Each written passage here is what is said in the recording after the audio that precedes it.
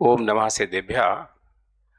सभी सभासद, सभी विद्वद्गण, वास्तव में हम सब साथी हैं। संजय जी तो हमारे सीनियर हैं, तो इसमें अरे भैया, एक समय का भी सीनियर सीनियर होता है तो साल है। और सुनो, सीनियर अकेला साल का नहीं होता है, ज्ञान वृद्धि भी होता है, उम्र वृद्धि भी होते हैं। तो जहां जैसी योग्य हो वैसा समझ लेना चाहिए, इसलिए ऐसी कोई बात नहीं है। इतनी सी बात जरूर है कि ये जो जितने भी वक्ता आज थे, अथवा जो भी इस पूरी संगोष्ठी में हैं, ये सब अपने अपने विषय के मर्मज्ञ हैं। और मैं इस बात से बहुत सेटिस्फाइड हूं, और समाज को इस बात से बहुत सेटिस्फाइड होना चाहिए कि सबको ये लगता है कि अब वो अच्छे विद्वान, अच्छे अध्येता, कोई भी विषय पे बंध के बात करने वाले लोग नहीं हैं। तो ये उसका डिस्प्ले है ना। इसको देख करके आप इस बात से संतोष धारण कर सकते हैं कि ऐसी कोई बात नहीं है। स्वाध्याय की जो औक्षिण्य परंपरा है वो उसी गहराई, और बल्कि उससे थोड़ा एक स्टेप ऊपर चल रही है और चलती रहेगी। इसलिए उसके बारे में तो मेरा कोई कमेंट्स नहीं है। लेकिन आज के जो गोष्ठी थी, उसका जो विषय था, उसके बारे में थोड़े से मैं अपने विचार रखूंगा। यद्यपि मैं अपनी बात परसों के सेशन में कहने वाला हूं, लेकिन उसमें कितना समय होगा नहीं पता। थोड़ी सी बात मैं अभी कह लेता हूं, बाकी बात उस समय कहूंगा। देखो, ऐसा है, जो मनीष जी ने सुबह बात कही थी अपने अध्यक्षीय उद्बोधन में, उसको ही मैं थोड़ा सा एडलेस करते हुए आगे बात बढ़ाने की कोशिश कर रहा हूं कि कुंद आचार्य का जो फ्लेवर है, उनके अब बाकी पहाड़ तो अपने देखे नहीं, अपने तो पंचपरमा ही ज्यादातर देखे हैं, या जो उपलब्ध है वही देखे हैं। उसमें अगर हम दो ग्रुप करें तो अष्टपहाड़ एक अलग फ्लेवर है, उसकी टोन अलग है। और बाकी जो सारे ग्रंथ हैं, चाहे वो प्रवचन सार हो, चाहे नियम सार हो, चाहे समय सार हो, चाहे दस भक्ति हो, चाहे दूसरा हो, उन सबकी टोन और फ्लेवर अलग है। मैं इसको ऐसे कहता हूं कि अष्टपहाड़ को समझने के लिए जरूरी यह है कि तात्कालिक संदर्भ समझे जाए।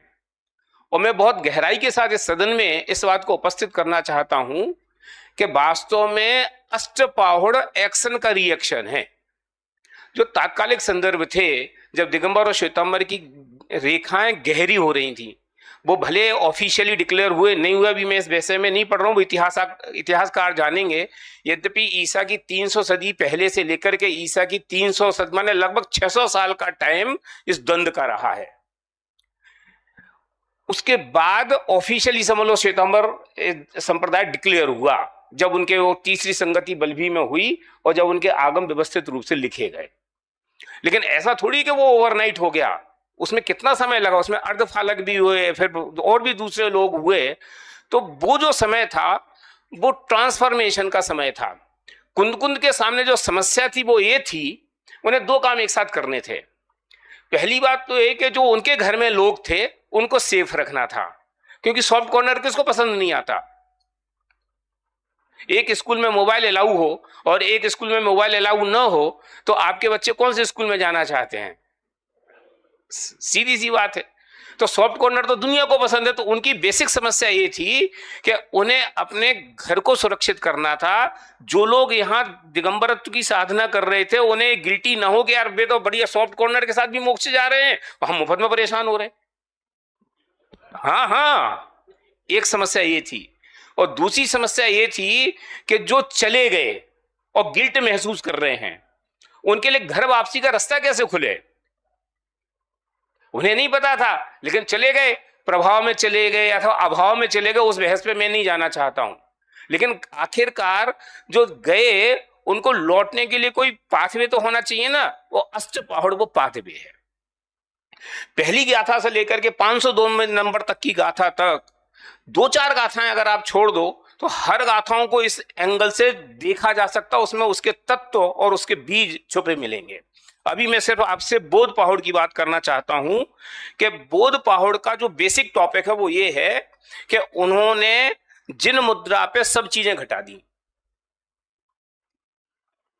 कि चैत्य क्या है कि जिन मुद्रा, प्रवज्य क्या है कि जिन मुद्रा, जिन बिंब क्या है कि जिन मुद्रा, जो कुछ है सब एक चीज है कि क्या। तो इसके पीछे रीजन क्या था? इसके पीछे रीजन जो था वो ये था कि तीर्थंकर नहीं है। अब सब आदमी कह रहे मैं बॉस, तो अब हु इज द बॉस? तो उसके लिए समाज के लेवल पे अथवा जो पब्लिक है उसके दिमाग में भी माइंड सेट रहे कि भैया ये जो कह रहे हैं ना वे तीर्थंकर हैं। तुम ऐसा मत समझो कि तीर्थंकर चले गए, तीर्थंकर अपना मुकुट इनको दे के गए हैं। तो जो कुछ भी है वो जिन मुद्रा है, और जिन मुद्रा को साफ शब्दों में उन्होंने नग्न लिंग के माध्यम से संबोधित किया, तो उसमें कोई कंफ्यूजन की गुंजाइश नहीं छोड़ी। तो मैं यहां ये कहना चाहता हूं कि वे तीर्थंकर के विरह को रिप्लेस कर रहे थे, ये कुंद कुंद का एक माइंडसेट था। इससे उन्हें अचीव क्या किया?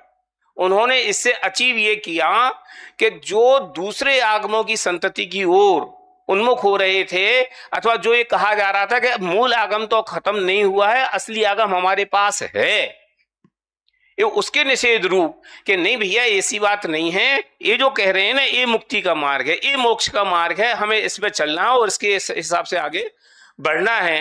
वो उस एंगल से उन्होंने उसको लिखा। यही मैं एक बात और कहना चाहता हूं कि पूरे कुंद कुंद के साहित्य में आप देखें, और ये जो गाथा थी ना जिसमें उन्होंने धर्मार्थ काम मोक्ष के दाता सो देव, ये परिभाषा की, ये परिभाषा की जरूरत क्यों पड़ी? नहीं कहते तो क्या फर्क पड़ जाता? वो उनकी समय की मांग थी, समझे ना।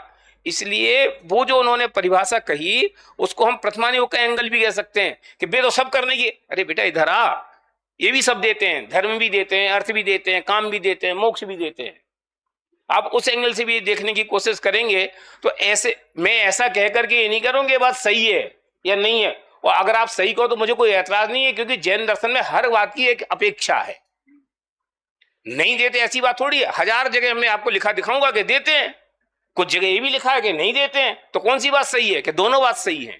जो देते हैं उसकी व्याख्या है, जो नहीं देते हैं उसकी। अब कौन सी बात मजबूत है, कौन सी बात मजबूत नहीं है, इसका कोई सेंस नहीं है। आप कहां खड़े हो उसके आधार से निर्णय होगा कि कौन सी बात मजबूत है, कौन सी बात मजबूत नहीं है। सेम बात कि प्रतिक्रमण अमृत कुंभ है कि विष कुंभ है, कि प्रश्न एक तुम कहां खड़े हो, तुम जहां खड़े हो उसके आधार से निर्णय होगा कि तुम्हारे लिए जो प्रतिक्रमण है वो अमृत कुंभ है कि विष कुंभ है।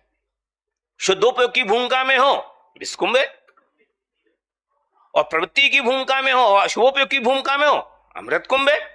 इसमें कहां गलती है? तो ऐसे ही ये जो गाथा है इसको हमें प्रथमानुयोग की टोन के रूप में देखना चाहिए।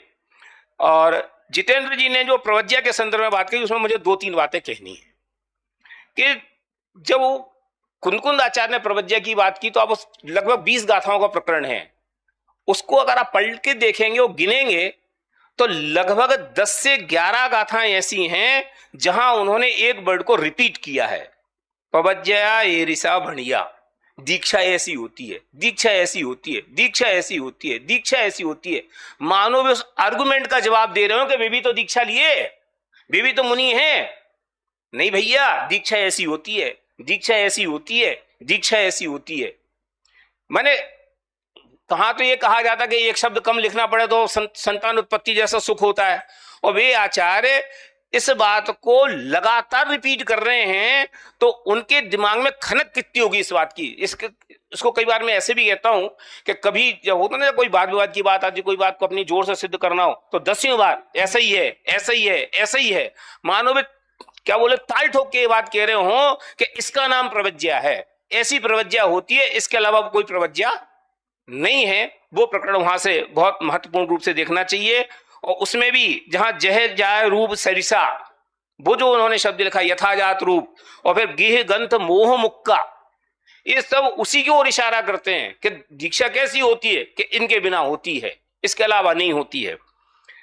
अंतिम जो अधिकार है, सॉरी, इसकी जो अंतिम गाथाएं हैं इसमें आपने एक चीज देखी होगी कि कुंद ने अपना संबंध अपने गमक गुरु भद्रबाहु से जोड़ा, और कुंद के संदर्भ में परिचयात्मक अगर कोई उल्लेख कहीं मिलता है जो कुंद का खुद का है वो केवल एक है। इसके अलावा कुंद के जो उल्लेख मिलते हैं वो सब दूसरे संदर्भों से ढूंढे जाते हैं। लेकिन कुंद ने भाव पाहुड़ में अपना संबंध गमक गुरु भद्रबाहु से जोड़ा। कि क्यों जोड़ा? कि भद्रबाहु के पहले तक समस्या ही नहीं थी, तो उन्होंने कि मैं जो कह रहा हूं ना वो भद्रबाहु की परंपरा में है, तो जिनको हम भी अपने माथे पे धारण करते हो, तुम भी अपने माथे पे धारण करते हो, तो मेरी बात का वजन जैसे आप भद्रबाहु की बात को देते हो उस एंगल से देना चाहिए। इस एंगल से आप इस बात को देखेंगे तो आपको कुछ एक अलग चीज वहां दिखाई देगी। जितेंद्र राठी ने प्रकारांतर से जो उल्लेख किया और दीक्षा के संदर्भ में जो उन्होंने सांगोपांग विवेचन प्रस्तुत किया, उस बात को मैं सिर्फ इतना कहूंगा कि इससे आपको ख्याल में आएगा कि ये जो विद्वान हैं कितने अध्यवसायी हैं, वो किस प्रकार से जिनवाणी के स्वाध्याय के प्रति समलो संलग्न रहते हैं और कोई भी बात का निचोड़ किस ढंग से प्रस्तुत करते हैं, उनके व्याख्यान से आपको समझना चाहिए। अब जब भाव पहाड़ की शुरुआत हुई तो भाव पहाड़, इससे हम ऐसा कहते हैं कि होगा ना बार बार कि टेम्परेचर ऊपर नीचे ऊपर नीचे ऊपर नीचे, तो समझ लो शुरुआत में वो थोड़े से हॉट टेम्पर में आए, फिर उन्हें लगा ये क्या कर रहा हूं मैं, तो लौट के वापस आए। तो फिर भाव पहाड़ में वो अंतर, लेकिन टेस्ट नहीं बदला, टोन तो बदली, टोन बदलने के बावजूद भी वो टेस्ट नहीं बदला। और भाव पहाड़ में भी जो नग्नत्व है उसकी मुख्यता, उसके बिना उन्होंने कोई चर्चा वहां खड़ी नहीं की। और इसी प्रसंग में उन्होंने द्रव्यलिंग के बिना भावलिंग, भावलिंग के बिना द्रव्यलिंग, उन दोनों बातों का संतुलन खड़ा किया। और इसी प्रसंग में द्रव्यलिंग पहले के भावलिंग पहले ये जो चर्चा आई वो पुनः एक बार सबके बीच विचार का विषय निश्चित रूप से है। यहाँ एक बात मैं कहना चाहता हूं कि इसी प्रसंग में उन्होंने बाहुबली को भी याद किया, शिवभूति को भी याद किया, द्विपायन मुनि को भी याद किया, कई मुनिराजों को याद किया। बे मुनिराज जो समझ लो मुनि दीक्षा लिए बहुत समय हो गया, तो या तो भ्रष्ट हो गए या केवली नहीं हो पा रहे, वो उनको भी याद किया। और उनको भी याद किया कि जिनका ज्ञान विशेष नहीं है और बस केवल ज्ञान ले गए। वो उसके पीछे कारण सिर्फ इतना है कि वे ये बताना चाहते थे कि द्रव्यलिंग हो और भावलिंग ना हो तो ये सब चीजें कार्यकारी नहीं है, भावलिंग हो तो बिना ज्ञान के भी कार्य हो जाता है। इस बात को भी वहां खड़ा करना चाहते थे। इसके बाद जो संजय जी ने जो बात कही उस पर तो मैं क्या कमेंट्स करूंगा, संजय जी तो हमारे अग्रज हैं। और मैं पुनः विराग को इस बात के लिए धन्यवाद देना चाहता हूं कि इन्होंने एक अच्छा उपक्रम खड़ा किया। माने इसमें बहुत सारी भीड़ नहीं, बहुत सारी दूसरे लोग नहीं, खास करके जो उस विषय के व्यसनी लोग हैं उनको इन्वॉल्व करके इस गोष्ठी को रखा। तो ये गोष्ठी को क्या शांतिपूर्वक हम कह पा रहे हैं और सुन पा रहे हैं, नहीं तो सामने पब्लिक कैसी होती है उसके आधार से विद्वान का माइंडसेट भी चेंज होता है और चीजें उतनी तेजी से उस स्पष्टता के साथ सामने नहीं आती हैं। तो भाव पहाड़ का एक बारी का दिन में एक असली बात और अपने मन की बता देता हूं, मैंने आज तक भाव पहाड़ को इस एंगल से पढ़ा ही नहीं था। पढ़ा था मैंने, लेकिन आद्योपांत इस एंगल से मैंने पहली बार पढ़ा।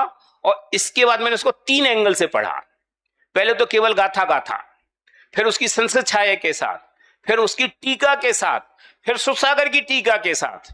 तो आप कल्पना नहीं कर सकते कि वो हमें उस, अब मैं उसको ऐसे कहता हूं, भाव पहाड़ की जो कली कली होती है ना वो ऐसी खुली दिखती है कि मजा आता है।